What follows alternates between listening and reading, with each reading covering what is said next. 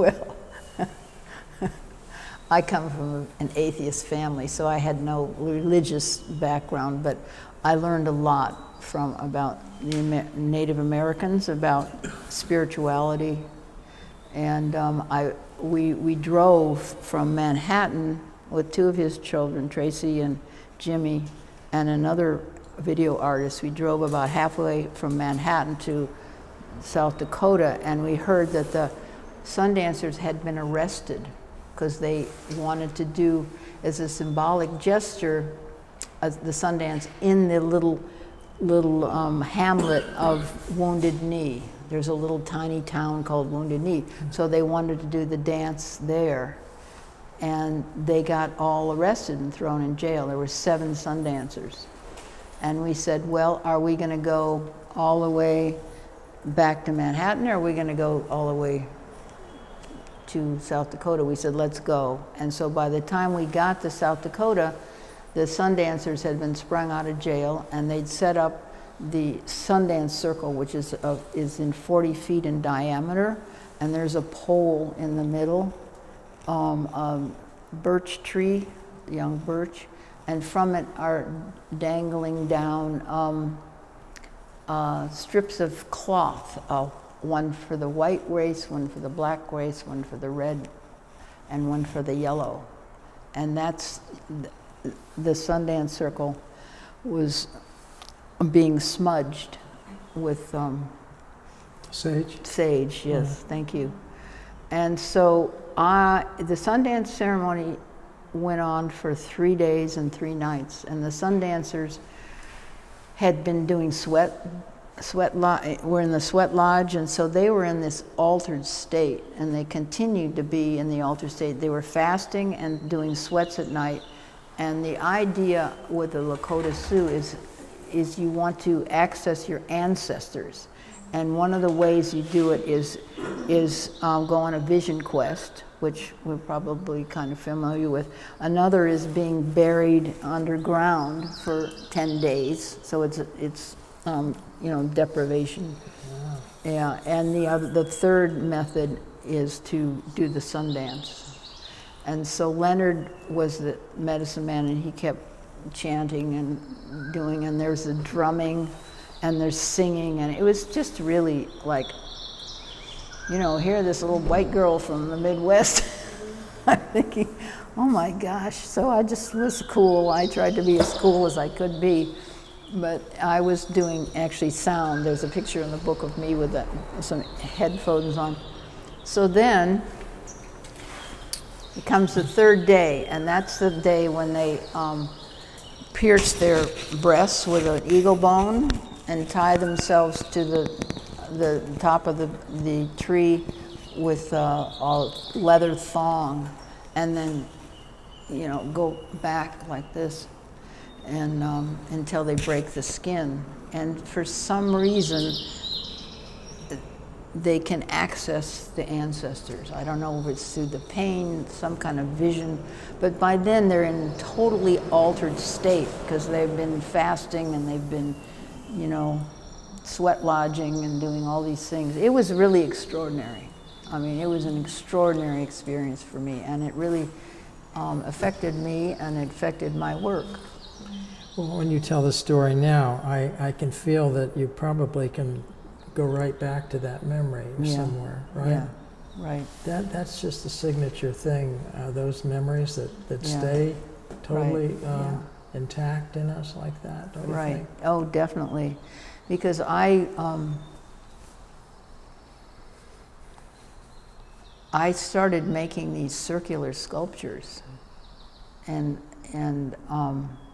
after I was at the Renaissance Fair, and I was doing props with David's mother. We built a 20-foot giant for the Renaissance Fair, and I decided to make a big pinwheel hoop and put my pinwheels and walk around and sell pinwheels at the Renaissance Fair.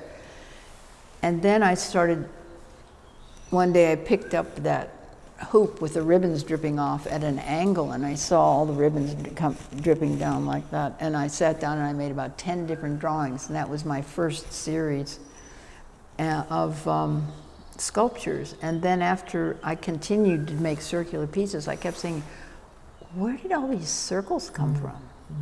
You know? And then I remembered, it's the teepee, the sweat lodge, the drum, the fire pit, the Sundance Circle, they're all circular. So it had gone down and then come up without me really being conscious of it. And I'm still doing circles. Yeah, you mentioned that your family was very intellectual, your father particularly, right? Not any more than my mother. Okay, they both were. Both were very, yeah. So I was curious if you and I are about the same age, and when we grew up, the philosophical, I guess I could call it the fashion of the day, so to speak, was existentialism. Did you ever take any philosophy courses? Or I did ever? not. I did not. I think my brother did, but I did not.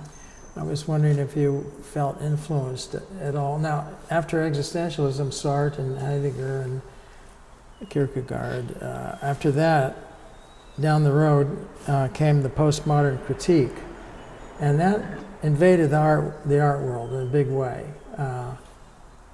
And I just wondered if you got distracted by any of that, or you just continued your artistic path without worrying about this. No, I didn't. And it's interesting because my brother actually became an art critic in Manhattan and New York, and he's still, for 50 years, he's an art critic in New York. So I made the stuff and he critiqued it. And he probably dealt with that in whatever way he dealt with it. Oh, I'm sure he did, know. right. But he would never write about me, except when I was married to Cy Griffin, because I had a different name. He said nepotism. No.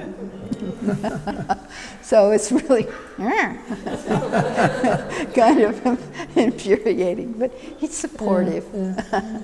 But I'm sure Carter, read all about all that stuff. And he's actually doing a very interesting blog now on Substack. Okay. He writes them every couple of weeks. I've heard of Substack. Yeah, so. It seems like that experience that you described with the Lakota, so the Sundance, has sort of stayed with you, and I'm sure that so many other things have as well. But how would you describe your? I was going to ask you. I just forgot, but I wanted to ask you about performance and acting. We were chatting a week or two ago, and I think out of the blue I asked you, have you ever done any acting or performance? You said, right. Have I ever done any? Let me tell you.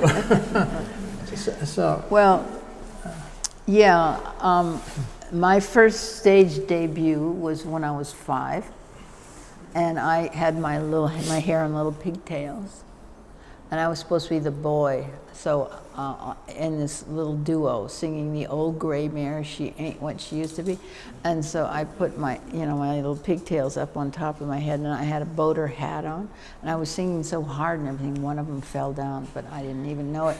But that was my debut, 5 years old. Okay, because I grew up in a summer resort in Michigan, and in the 1920s, one of the Parnell family built an amphitheater into the sand dune.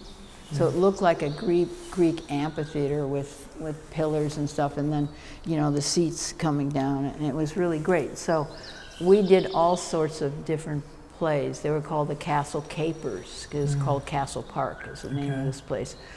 And so we would always do both at the end of July and the end of August, we would do a performance.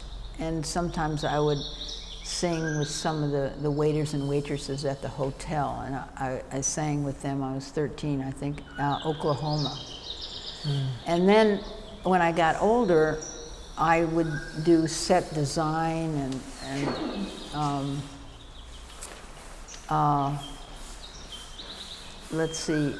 or props. I did props for ACT and props for the Renaissance Fair, and so that's the, and then when I taught children, a lot of times we would do little, set up things and make puppets and make a puppet stage and do the whole thing. So that was really fun But then too. your hoop and ribbon pieces were used in ways Oh, right. you were performing. Your art actually